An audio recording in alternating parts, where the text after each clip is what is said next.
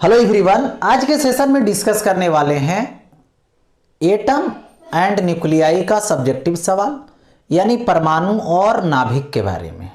उसका सब्जेक्टिव सवाल को डिस्कस करेंगे जो बोर्ड मॉडल है, यानी 12th बोर्ड जो होने वाली है, फिजिक्स के एग्जाम में आने वाले सवाल हैं। तो देखो, इसमें बतलाने वाला हूं फर्स्ट, रदरफोर्ड के अल्फा कण प्रकीर्णन प्रयोग पर आधारित रदरफोर्ड के परमाणु संरचना को समझाएं, यानी describe Rutherford's model of atom developed on the basis of his alpha particle scattering experiment. यानी देखिए, रदरफोर्ड जी ने क्या किए, एटम की स्टडी करने के लिए, एटम के स्ट्रक्चर को बतलाने के लिए अल्फा स्कैटरिंग की है, अल्फा रेज का बम्बार्डेड करवाए। किस पे? तो गोल्ड के एक फॉइल पे, यानी गोल्ड के एक पत्थर पे। तो उसमें रिजल्ट क्या मिला उनको जब बम्बार्डेड करवाए? तो देखिए, यहां पे ये रहा कि ये गोल्ड का फॉइल है ना, उसका एक एटम को डिस्कस किए। तो यहां पे ये देखे कि जैसी ये अल्फा रेज जाती है, उसमें बहुत सारा रेज जो है वो एटम को क्रॉस कर जाती है। तो इस स्टेटमेंट को उन्होंने बताया कि बहुत सारे रेज क्रॉस कर गई, यानी एटम का बहुत सारा पार्ट खाली है। एक बात। दूसरी बात, जैसे जैसे सेंटर के तरफ चलते गए रेज, वैसे वैसे डेविएट होते गए और उनकी जो डेविएशन है वो बढ़ते चला गया। और बढ़ते चला जाने के बाद एक ऐसी रेज आई जो न्यूक्लियस को बिना, यानी सेंटर को पहले न्यूक्लियस नहीं, सेंटर को बिना टच किए अपने ही तरफ लौट आई। तो इससे कंफर्मेशन हुआ कि ये जो अल्फा पार्टिकल है ये पॉजिटिव पार्टिकल है। अल्फा रेज पॉजिटिव होता है, धनात्मक होता है ना। तो इससे कंसीडर किए कि ये जो सेंटर है वो पॉजिटिव है, इसीलिए रिपल्सन रहा होगा और वो फिर रिपेल होकर के उसी रास्ते पे लौट आया बिना टच किए हुए। ठीक है, तो ये और बताए, देखिए इनका कैलकुलेशन एक करने के बाद, इस एक्सपेरिमेंट को करने के बाद क्या उनका आया। फर्स्ट में बताया उन्होंने कि परमाणु का अधिकांश भाग खाली होता है। क्यों खाली होता है? पहले बता रखा कि बहुत सारे अल्फा रेज बिना छेड़छाड़ के पत्थर को पार कर गए। ठीक है, the most part of the atom appears empty, एक स्टेटमेंट। दूसरा स्टेटमेंट यह है कि परमाणु के केंद्र पर सभी द्रव्यमान और धनात्मक आवेश केंद्रित होता है, यानी जो सेंटर होती है, ठीक है, वहां पर क्या होता है, टोटल उसका मास और total charge, positive charge concentrate होता है। यानी most of the mass and positive charge is concentrated at the centre of the atom. इसी पॉइंट को जहां पे कंसंट्रेट माना गया है, इसी पॉइंट को उसका न्यूक्लियस बोलते हैं, यानी नाभिक बोलते हैं। ठीक है, तो ये नाभिक से रिलेटेड हो गया। थर्ड नंबर में आता है यहां पे, सभी इलेक्ट्रॉन नाभिक के चारों तरफ अलग अलग कक्षा में घूमते हैं, यानी the electrons revolve around nucleus in different circular orbit. ये जो है से उन्होंने अपने एक्सपेरिमेंट में बताने का काम किया। चलिए, ये सवाल क्लियर। अब आगे बढ़ता हूं नेक्स्ट। देखो, नेक्स्ट सवाल अब आता है, देखिए परमाणु के बोर मॉडल की दो कमियां लिखें। ठीक है, बोर मॉडल की, यानी write two demerits of Bohr model of atom. देखिए, फर्स्ट डिमेरिट्स ये रहा कि उनका जो एक्सपेरिमेंट था एटम को लेकर के, वो ज्यादातर जो रूल दिए वो हाइड्रोजन एटम के लिए दिए, या तो हाइड्रोजन लाइक एटम जैसे हीलियम हो गया, या नहीं तो लिथियम आयन हो गया। ठीक है, तो इन सबों को लेकर के उन्होंने रूल दिया। तो देखिए, यह हाइड्रोजन या हाइड्रोजन जैसे आयनों के लिए ही वैध है। ठीक है, यानी वैलिड है। It is valid only for hydrogen और हाइड्रोजन आयंस। ठीक। सेकेंड नंबर, अस्थाई वृत्तीय कक्षा में त्वरित इलेक्ट्रॉन क्यों ऊर्जा विकिरित नहीं करते, इसका कोई ठोस सिद्धांत नहीं दिया। यानी there was no solid theoretical explanation to why electron in stationary circular orbits do not radiate energy. यानी देखिए आप लोगों को दोनों मीडियम के लिए, हिंदी वाले के हिंदी और इंग्लिश वाले के इंग्लिश, दोनों मीडियम में आंसर दे चुके हैं। जो मीडियम में आपको चाहिए उस मीडियम को आप लिख सकते हैं, नोट्स बना सकते हैं और अपनी तैयारी को अच्छे तरीके से कर सकते हैं। देखिए तो ये हो गया बोर मॉडल के हिसाब से। अब आगे बढ़ता हूं नेक्स्ट। देखिए नेक्स्ट सवाल आता है, हाइड्रोजन परमाणु के 9वीं कक्षा की कुल ऊर्जा का व्यंजक लिखें। यानी right formula of total energy in nth orbit of hydrogen atom. देखिए हाइड्रोजन एटम के लिए nth ऑर्बिट की बात कर रहा हूं, ठीक है। तो देखिए टोटल एनर्जी जो होती है वो En होता है is equal to minus RCH into Z square by n square, ठीक है। यहां पे देखिए En is equal to minus 13.6 electron volt into Z square by n square. तो यहां पे जो जेड होता है वो 1 होता है, क्योंकि हाइड्रोजन के लिए बात कर रहा हूं इसलिए इसको डायरेक्ट लिख सकता हूं En माइनस 13.6 इलेक्ट्रॉन ये वोल्ट इंटू, देखिए इंटू, या नहीं तो ऐसे डायरेक्ट अब लिख दो जेड स्क्वायर मतलब 1 का स्क्वायर 1। तो ये हो गया nth ऑर्बिट के लिए total energy 13.6 electron volt by n square. N क्या है? नंबर ऑफ ऑर्बिट है या तो नंबर ऑफ ग्राउंड स्टेट है, ठीक है। फर्स्ट ग्राउंड स्टेट में जाएंगे तो एन का वैल्यू 1 रख देंगे, सेकेंड ग्राउंड स्टेट में जाएंगे तो एन का वैल्यू 2 रख देंगे, उसी तरीके से आगे बढ़ते जाएंगे। तो nth ऑर्बिट के लिए ये टोटल एनर्जी की स्टोरी हो गई। अब आगे बढ़ता हूं नेक्स्ट। देखिए पाश्चन श्रेणी से क्या समझते हैं, यानी what do you mean by पाश्चन series, ठीक है। यानी देखिए हाइड्रोजन स्पेक्ट्रम में क्या होती है, हाइड्रोजन या स्पेक्ट्रम होता क्या है, सबसे पहले ये समझ लें। स्पेक्ट्रम का मतलब होता है कलेक्शन ऑफ डिफरेंट वेवलेंथ का एनर्जी, ठीक है। तो यहां पे क्या होती है कि यदि ग्राउंड स्टेट से इलेक्ट्रॉन एक्साइटेड स्टेट में जाते हैं, जैसे हाइड्रोजन एटम है, तो हाइड्रोजन एटम की मैं बात करूं, एक मिनट, हाइड्रोजन एटम की अच्छा बात करूं, देखो हाइड्रोजन का ये न्यूक्लियस हो गया और हाइड्रोजन में एक ही एटम होता है और एक इलेक्ट्रॉन है इसमें। तो n का वैल्यू ये क्या हुआ 1, फिर n का वैल्यू 2, n का वैल्यू 3, n का वैल्यू 4, इसी तरीके से चलते जाएगा स्टेट, चारों तरफ है ऑर्बिट, ठीक है। तो ये फर्स्ट ग्राउंड स्टेट है। इसके बाद जितने भी जो भी ऑर्बिट होंगे सभी के सभी एक्साइटेड स्टेट होंगे, ठीक है। तो एक्साइटेड स्टेट में कोई भी इलेक्ट्रॉन जाता है तो वो पुनः वापस आ जाता है, वो टिक नहीं पाता है वहां पे, और जब वापस लौटता है तो एनर्जी को रेडिएट करती है, जिसको हम लोग फोटोन एनर्जी बोलते हैं, ठीक है। फोटोन एनर्जी मिलेगा तो बहुत सारे, जैसे चला गया तो आएगा तो बहुत सारी एनर्जी को रेडिएट करेगा, बहुत सारे वेवलेंथ का। तो वही जो कलेक्शन होगा वही स्पेक्ट्रम होगा और उसी का नाम है यहाँ पे हाइड्रोजन स्पेक्ट्रम।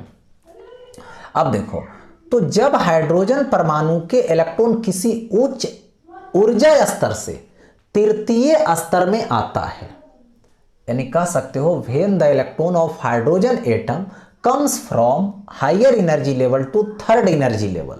ये देखो फर्स्ट एनर्जी लेवल है, ये क्या है यहाँ पे फर्स्ट एनर्जी लेवल, ये सेकेंड एनर्जी लेवल और ये हो गया थर्ड एनर्जी लेवल।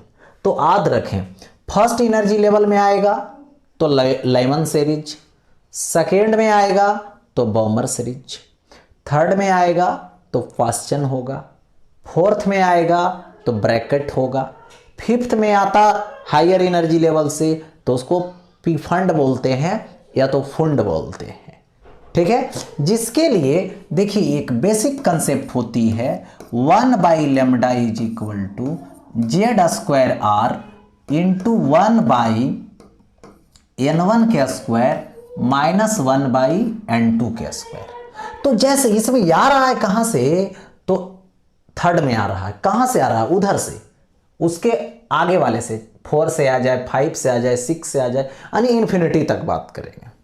तो देखिए, तो यहां से 1/λ is equal to Z²R। Hydrogen के लिए तो Z का वैल्यू 1 रख देंगे, R यहां पे है जिसको रिडबर्ग कांस्टेंट बोलते हैं, और 1/n1 किस में आ रहा है, थर्ड में आ रहा है, तो 3 का स्क्वायर -1/n²। ये हो गया यहां पर सिचुएशन। देखो ये, तो यहां से इसको क्या बोलेंगे, अब n की जो वैल्यू है ये 4 होगा, 5 होगा, 6 होगा, डॉट डॉट डॉट कहां तक चला जाएगा, तो ये इनफाइनाइट तक चला जाएगा। हो गया ऐसा। तो ये हो गया पाश्चन श्रेणी से क्या समझते हैं, ये मैंने बता दिया। ए लिख दीजिए, ए लिख दीजिए, ठीक है, यहां पे दिखा दीजिए, हो गया स्टोरी क्लियर। ओके, आगे बढ़ता हूं नेक्स्ट सवाल। अब आता है नेक्स्ट सवाल, देखिए है क्या यहां पे।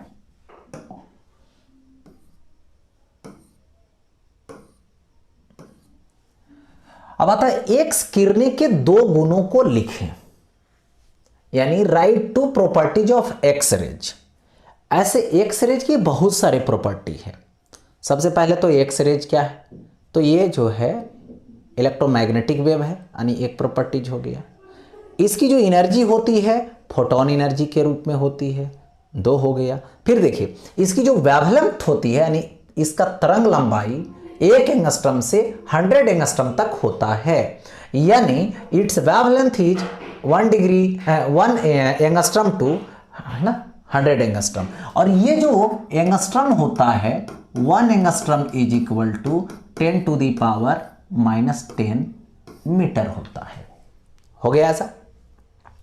यह विद्युत चुंबकीय तरंग है, यानी इट इज इलेक्ट्रोमैग्नेटिक वेव।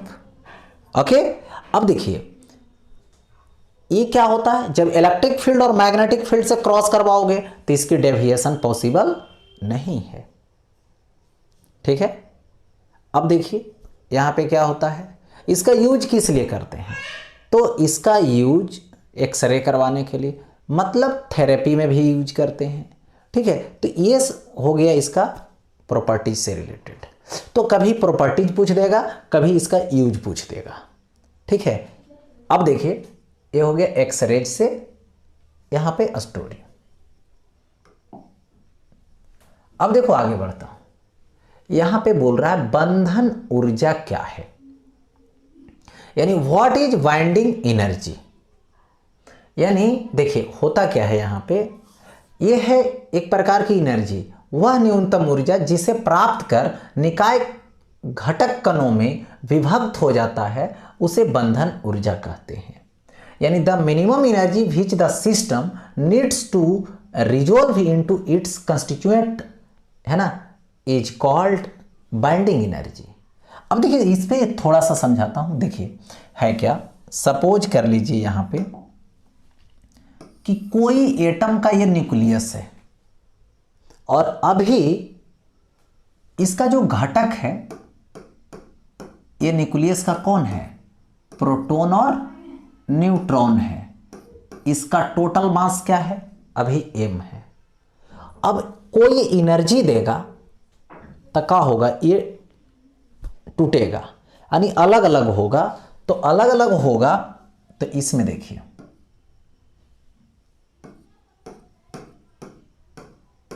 ये हो गया प्रोटॉन,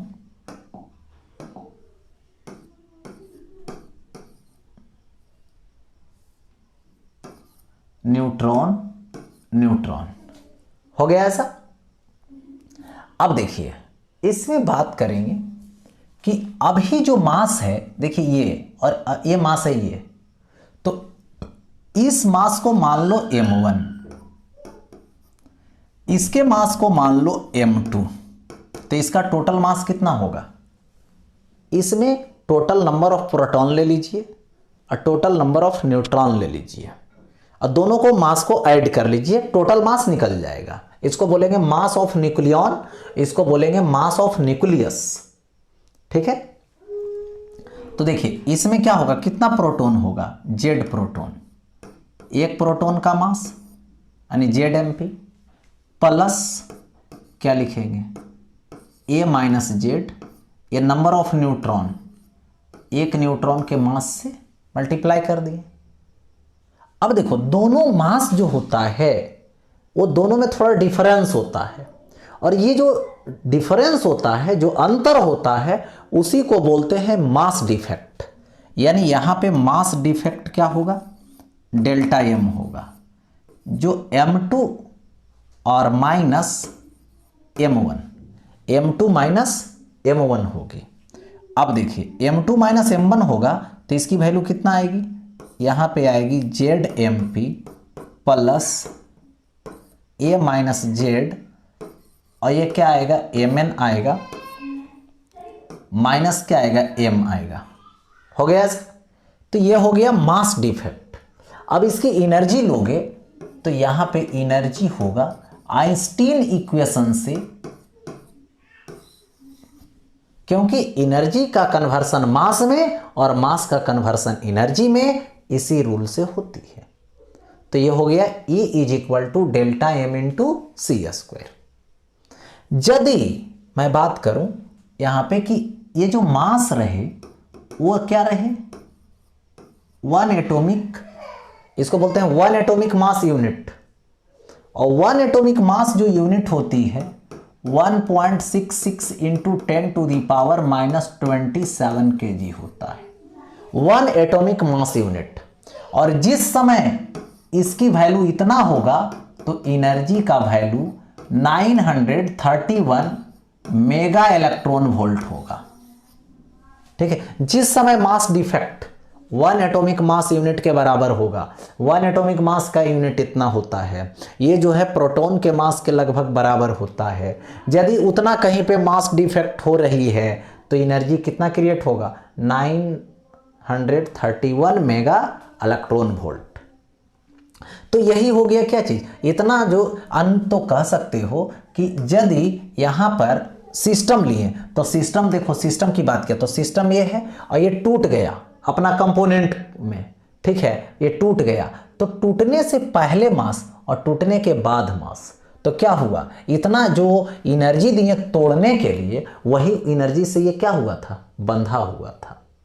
ठीक है, और वो एनर्जी कैसे निकालेंगे, तो मास डिफेक्ट से निकाल लेंगे।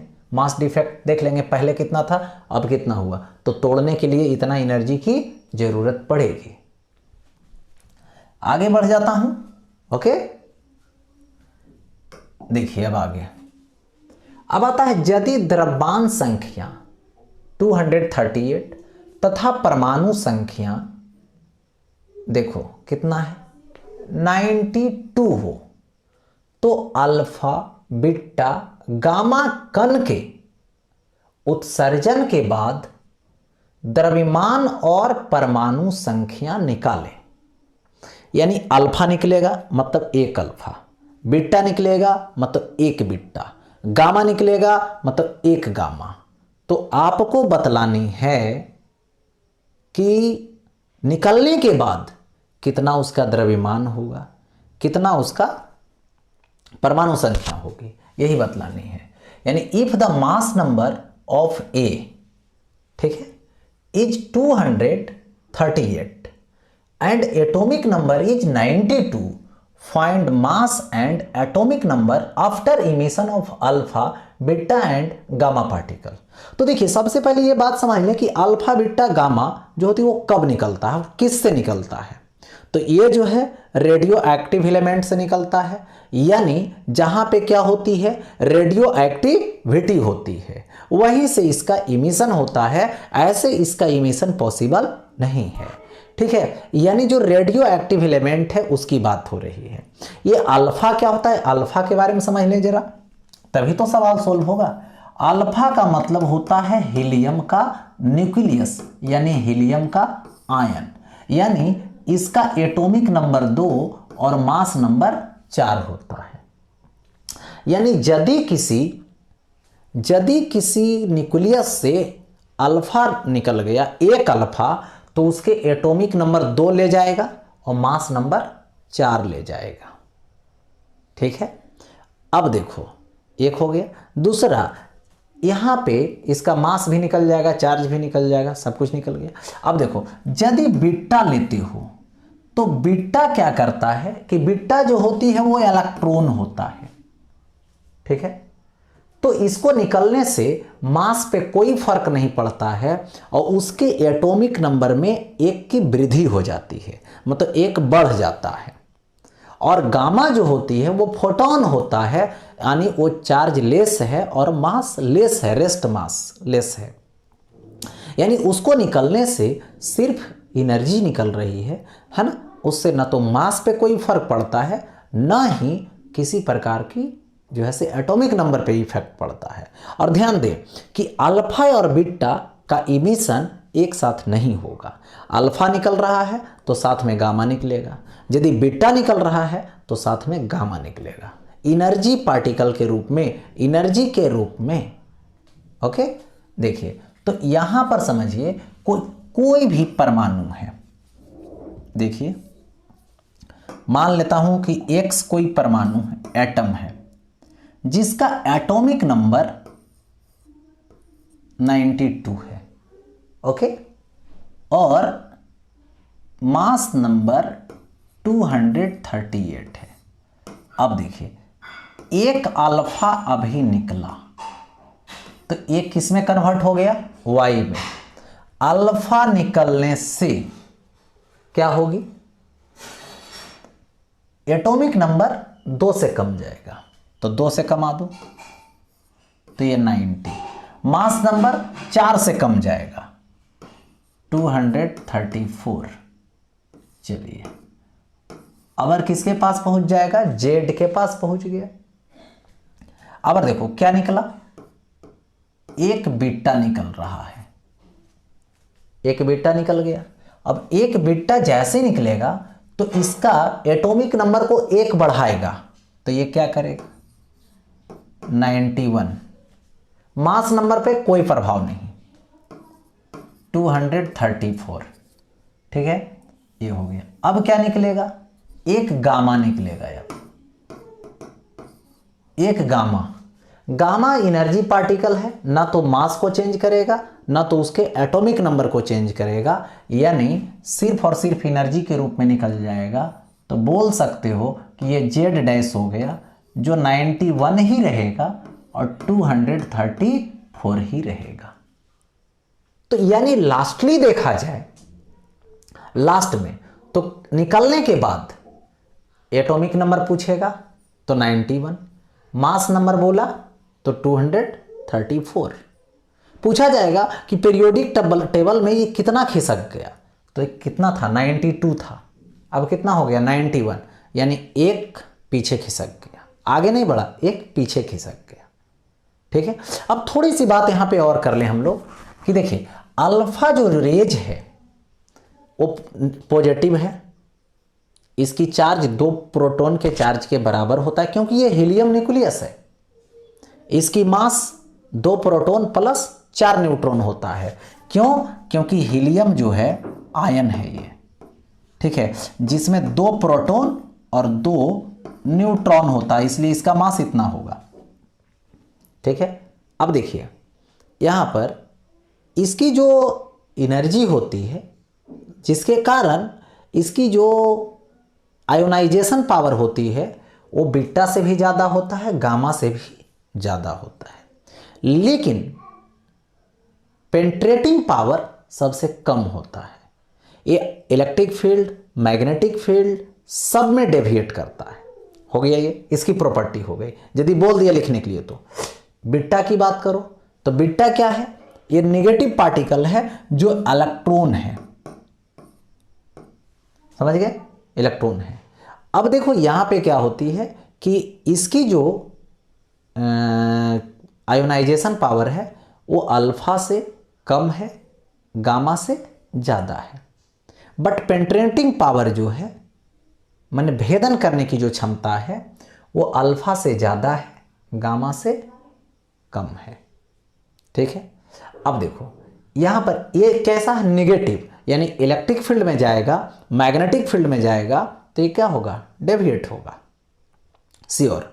अब देखो गामा के पास जाओ, गामा क्या है, चार्जलेस, मासलेस। कैसा है? फोटॉन है। और वो क्या है? इलेक्ट्रोमैग्नेटिक वेव है। ये दोनों इलेक्ट्रोमैग्नेटिक वेव नहीं है, लेकिन ये क्या है? इलेक्ट्रोमैग्नेटिक वेव है। इसकी जो आयोनाइजेशन पावर है वो अल्फा से भी कम और बीटा से भी कम है, लेकिन पेंट्रेटिंग जो पावर है, जो भेदन करने की क्षमता है, वो अल्फा से भी ज़्यादा है और बीटा से भी ज़्यादा है। ठीक है, तो ये हो गया प्रॉपर्टीज यदि पूछ देगा लिखने के लिए तब। ठीक है, और इस सवाल का जवाब सिर्फ यही हुआ कि फाइनल में लिख देना है जो जेड होगी वो 91 और मास नंबर जो होगा 234 होगा, बस यही तक। ठीक है, यही इसका जवाब हो गया, इतना ही। उधर मैंने ये बता दिया कि अल्फा की प्रॉपर्टी पूछेगा, बीटा की प्रॉपर्टी पूछेगा, गामा की प्रॉपर्टी पूछेगा, तो आप बना सकते हो। आगे बढ़ता हूं नेक्स्ट। देखिए, अगर यहां पे आता है नाभिकीय रिएक्टर में मंदक, शीतलक और नियंत्रक छड़ के उपयोग को लिखें। यानी write the uses of moderator, coolant and controlling rod in nuclear reactor. ये पहले समझ लें कि न्यूक्लियर रिएक्टर होता क्या है। न्यूक्लियर रिएक्टर को एटॉमिक रिएक्टर भी बोलते हैं, और ये एक ऐसा डिवाइस है, ठीक है, यह एक ऐसा डिवाइस है जिसका यूज न्यूक्लियर एनर्जी को, न्यूक्लियर एनर्जी जहां पे न्यूक्लियस का डिवीजन होगा या तो न्यूक्लियस का कॉम्बिनेशन होता है, उसको बोलते हैं न्यूक्लियर रिएक्शन, और उससे जो एनर्जी प्राप्त होगी उसको बोलते हैं न्यूक्लियर एनर्जी। अब वो जो एनर्जी प्राप्त होगी उसको इलेक्ट्रिक एनर्जी में कन्वर्ट करने वाला ही न्यूक्लियर रिएक्टर कहलाता है। यानी एक ऐसा व्यवस्था है, ऐसा अरेंजमेंट है, ऐसा डिवाइस है जिसका हेल्प से, जिसका यूज करके हम लोग क्या करते हैं, न्यूक्लियर एनर्जी को इलेक्ट्रिक एनर्जी में कन्वर्ट करते हैं। ओके, तो देखिए, तो इसमें बोल रहा है कि इसमें मंदक क्या है, मंदक का यूज उपयोग क्या है, शीतलक का क्या है और नियंत्रक छड़ का क्या है, यानी मॉडरेटर, कूलेंट और कंट्रोलिंग रॉड। देखिए, सबसे पहले मॉडरेटर पे आते हैं। देखिए, मॉडरेटर का नाम ही है मॉडरेटर, यानी इसको बोलते हैं मंदक। मंदक, देखिए न्यूक्लियर जो रिएक्शन होती है, ठीक है, यदि डिवीजन होता है तो स्लो न्यूट्रॉन के कारण होता है, और यदि, ठीक है, डिवीजन नहीं कॉम्बिनेशन बन रहा है, ठीक है, तो उस केस में फास्ट प्रोटॉन भाग लेता है। डिवाइड करने के लिए क्या, तो स्लो न्यूट्रॉन, कंबाइंड करने के लिए कौन आएगा, तो फास्ट प्रोटॉन आएगा। तो यहां पर जो न्यूट्रॉन है वो स्लो होना चाहिए, तो स्लो करवाने वाला तो चाहिए, तो स्लो करवाने वाला ही क्या है, मॉडरेटर है। मॉडरेटर का काम है कि जो न्यूक्लियर रिएक्शन करवाने वाला है, न्यूक्लियस को डिवाइड करवाने वाला है न्यूट्रॉन, उसको स्लो कर देगा, उसके मोशन को स्लो कर देगा, वही मॉडरेटर होता है। ठीक है, देखो इसका क्या काम है, इसका उपयोग क्या है, तीव्र न्यूट्रॉन की चाल को कम करने में किया जाता है। यानी these are used to slow down fast neutron. अब पूछा जाएगा मॉडरेटर होता कौन कौन है, तो मॉडरेटर जो होता है वो देखिए, मॉडरेटर होता है यहां पे D2O, या तो ग्राफाइट, ठीक है, ये मॉडरेटर होता है। अब मॉडरेटर का काम क्या है ये भी मैंने बता दिया किस लिए यूज करते हैं। अब आता है शीतलकानिक कूलेंट। अब देखिए, वहां पे न्यूक्लियर जो एनर्जी होती है वो हीट एनर्जी के रूप में मिलता है, किस में, एटॉमिक रिएक्टर में, यानी न्यूक्लियर रिएक्टर में, और उस हीट एनर्जी से हमको इलेक्ट्रिक एनर्जी में कन्वर्ट करना है। तो सबसे पहले वहां पर क्या होती है कि कूलेंट जो होता है उस एनर्जी को खींचता है, उस एनर्जी को पहले गेन करता है, ठीक है, उस एनर्जी को एब्जॉर्ब करता है। देखो, तो यही क्या है, उष्मा को अवशोषित करने में, यानी टू ऑब्जर्व हीट। ठीक है, अब देखिए इसमें किसका यूज करते हैं, देखो इसका यूज तो हो गया, लेकिन ये होता कौन है, तो या तो वाटर का यूज करेंगे या तो कार्बन डाइऑक्साइड का यूज करेंगे, किसके रूप में, कूलेंट के रूप में। और ये एनर्जी को क्या करेगा, हीट एनर्जी को गेन करेगा। और किसी को भी हीट एनर्जी मिलता है तो क्या होता है, वो मोशन करना शुरू कर देता है, ठीक है, उसकी मोशन फास्ट हो जाती है। तो इसमें जो मोलेक्यूल है वो मोशन फास्ट हो जाता है और जाके टरबाइन को ये घुमाता है। और टरबाइन जब घूमता है तो कॉइल घूमता है मैग्नेटिक फील्ड में और वहाँ से इलेक्ट्रिक एनर्जी जनरेट होती है, ठीक है। तो इसका काम क्या है, ये लिखा हुआ है। ओके, आगे बढ़ूँ। हाँ, देखिए अब आता है नियंत्रक छड़ की बात करनी है। तो नियंत्रक छड़ यानी कंट्रोलिंग रड। कंट्रोलिंग रड जो होता है या तो कैडमियम रड लेते हैं या तो बोरॉन रड लेते हैं। यानी क्या होगा, कैडमियम या तो बोरॉन, ठीक है। बोरॉन बी होगा, सिर्फ बी आर नहीं होगा, बी होगा, ठीक है। बोरॉन लेते हैं, यानी यह न्यूट्रॉन अवशोषक है, यानी दीज आर न्यूट्रॉन एब्जॉर्बर्स। ऐसा इसलिए क्योंकि देखिए एक जो है से न्यूक्लियस यूरेनियम का है, क्योंकि न्यूक्लियर रिएक्टर में फ्यूल के रूप में, ईंधन के रूप में यूरेनियम लिया जाता है। यूरेनियम 235 है, इसके पास एक न्यूट्रॉन आया, इसको डिवाइड करेगा, तो डिवाइड करेगा तो यहाँ पे देखिए बेरियम और इधर क्रिप्टन में डिवाइड कर देता है और यहाँ पे 3 नया न्यूट्रॉन निकलता है, 3 नया न्यूट्रॉन निकल गया। अब 3 नया न्यूट्रॉन ये अबर जो है नेक्स्ट स्टेप में 3 न्यूक्लियस को जाके डिवाइड करेगा यूरेनियम को, अब फिर 3 को देगा, तो 3 तिया 9, फिर 3 देगा नया न्यूट्रॉन, तो 9 तिया 27। एक टाइम ऐसा आएगा कि एक साथ बहुत सारे यूरेनियम का डिवीजन होगा, यानी बहुत सारी एनर्जी क्रिएट होगी, बहुत सारी एनर्जी प्रोड्यूस होगी, यानी विस्फोट जिसको बोला जाएगा। अधिक मात्रा में ऊर्जा की उत्पत्ति ही क्या है, विस्फोट है, ठीक है। तो वहाँ पे विस्फोट होगा। तो इस केस में क्या बोलोगे, इसको कंट्रोल करने वाला चाहिए। तो इसमें से ये जो नियंत्रक छड़ है, कंट्रोलर का काम है। कंट्रोलर जो है वो क्या करता है कि जो न्यूट्रॉन है, एक न्यूट्रॉन को रहने देगा और 2 को क्या कर लेगा, एब्जॉर्ब कर लेगा। तो बार बार जो है से रेगुलिटी मेंटेन होगा, यानी हर बार रेगुलर वे में क्या करेगा, इलेक्ट्रॉन को न्यूट्रॉन को जाने देगा। एक न्यूट्रॉन तो 2 है ना, जैसा सिस्टम बनाना है उस हिसाब से करेगा। तो वो क्या हो जाएगा, कंट्रोल हो जाएगा और हमेशा फिक्स एनर्जी मिलता रहेगा। तो ये हो गया कंट्रोलर के रूप में, ठीक है। तो ये कंट्रोलर के रूप में है। चलिए एक बार जरा देख लें कि ये कैसा, यही देख लिया जाए। यहाँ पे ये जो है ये एटॉमिक रिएक्टर है, यानी न्यूक्लियर रिएक्टर है। जरा इसका फंक्शन को एक बार देख लें कि ये कैसे वर्क करता है। चलिए देखिए, यहाँ पे ये वर्क कर रहा है, ठीक है। अब यहाँ पे ये वर्क कर रहा है तो आपने देखा, देखिए है क्या, क्योंकि इलेक्ट्रिक एनर्जी चाहिए तो पीछे से चलते हैं। इलेक्ट्रिक एनर्जी के लिए क्या चाहिए, जनरेटर चाहिए। तो ये देखिए यहाँ पे क्या रहा,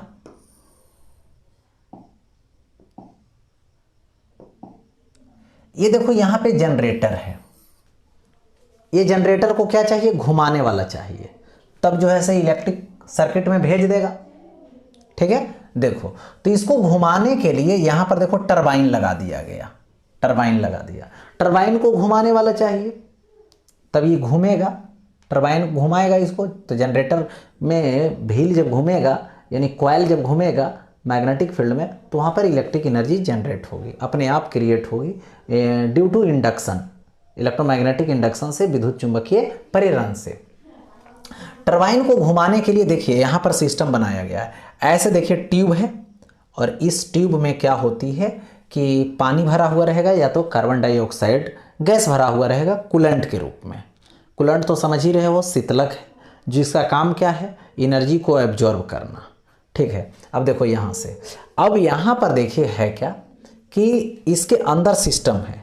यहाँ पर देखो रड लगा हुआ है फ्यूल के रूप में, इसके अंदर फ्यूल है। ये जो रड लगा हुआ है वो कंट्रोल रड है, ठीक है, कंट्रोलर के रूप में। और फ्यूल जैसे ही क्या होता है, फ्यूल क्या बोले, यूरेनियम 235 डाला हुआ है, वो अब डिवाइड होने लगा, और डिवाइड जब होने लगा तो एनर्जी क्रिएट करने लगा। कौन एनर्जी, हीट एनर्जी के रूप में, ठीक है, हीट एनर्जी के रूप में क्रिएट होने लगा।